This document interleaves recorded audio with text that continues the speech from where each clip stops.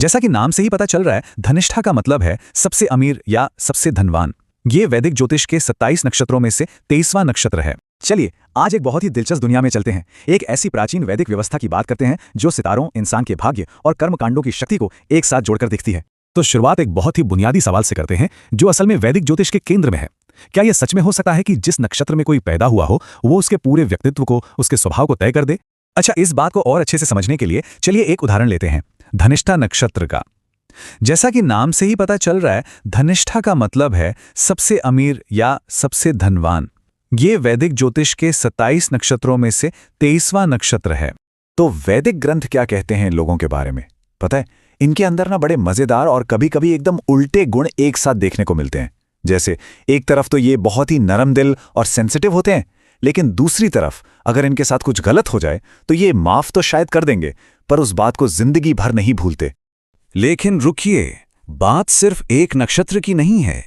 ये तो बस एक छोटा सा टुकड़ा है एक बहुत बड़ी तस्वीर का। असल में ये एक बहुत गहरी सोच का हिस्सा है जो ये मानती है कि इंसान और पूरा ब्रह्मांड एक दूसरे से जुड़े हुए हैं। और इस पूरी फिलॉसफी का, इस पूरी सोच का जो निचोड़ है ना, वो इस एक लाइन में है, यथा पिंडे तथा ब्रह्मांडे। मतलब जो कुछ भी इस विशाल ब्रह्मांड में है वही सब कुछ छोटे रूप में हमारे शरीर के अंदर भी है।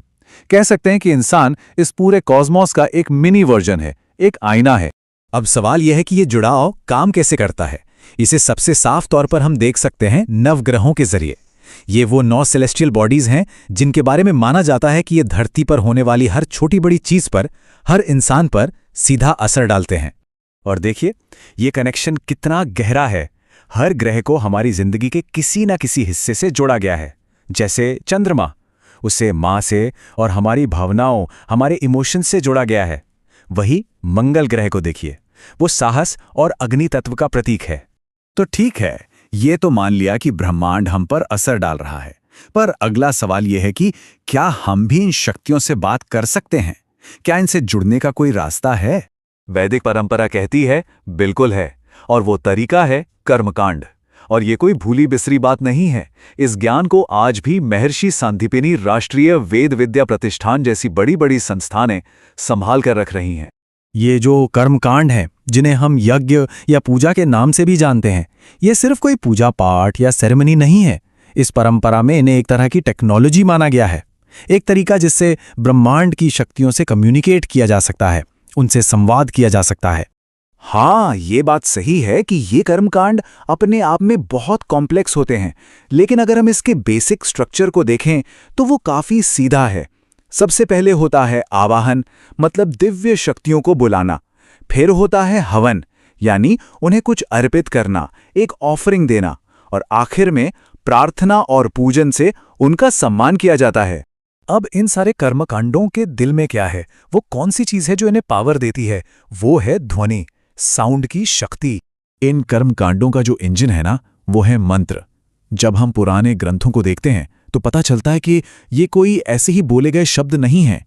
ये एक बहुत ही सटीक सिस्टम है। इसमें हर आवाज, हर अक्षर का उच्चारण, उसकी लय, सब कुछ पहले से तय है।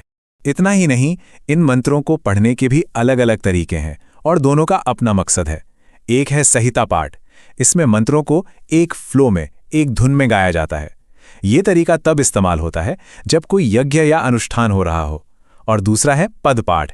इसमें क्या करते हैं कि हर शब्द को तोड़ तोड़कर अलग अलग पढ़ते हैं। ऐसा इसलिए ताकि मंत्रों को सही से याद किया जा सके, उनकी ग्रामर को समझा जा सके। तो देखा आपने कैसे एक इंसान के स्वभाव से बात शुरू होती है और ब्रह्मांड की शक्तियों तक पहुंच जाती है। फिर कर्मकांड से होते हुए ध्वनि के विज्ञान तक, ये सब मिलकर एक पूरा वर्ल्ड व्यू बनाते हैं। और सबसे खास बात यह है कि ये कोई पुरानी खत्म हो चुकी बात नहीं है, ये आज भी एक जीती जागती परंपरा है। और इस परंपरा को जिंदा रखने के लिए आज भी बहुत काम हो रहा है। एक तरफ आप देखिए, राष्ट्रीय स्तर पर वैदिक प्रतिष्ठान की मोहर है जो इसे सपोर्ट करती है, और दूसरी तरफ देश भर में हजारों वेद पाठशालाएं हैं जहां इस ज्ञान को अगली पीढ़ी तक पहुंचाया जा रहा है। तो कुल मिला के बात यह है कि ये सब अलग अलग चीजें नहीं हैं। मतलब ज्योतिष, पूजा पाठ, मंत्र, ये सब एक ही सिस्टम के हिस्से हैं। एक ऐसा कंप्लीट सिस्टम जो किसी इंसान के व्यक्तित्व को सितारों से जोड़ता है और उसके कामों को, उसकी क्रियाओं को पूरे ब्रह्मांड से जोड़कर देखता है। तो ये सब कुछ जानने के बाद एक बहुत बड़ा सवाल हमारे सामने आकर खड़ा हो जाता है। आज का जो दौर है, जो मॉडर्न साइंटिफिक युग है, उसमें इस प्राचीन ज्ञान की क्या कोई जगह है? क्या आज भी ये हमारे लिए उतना ही रेलेवेंट हो सकता है?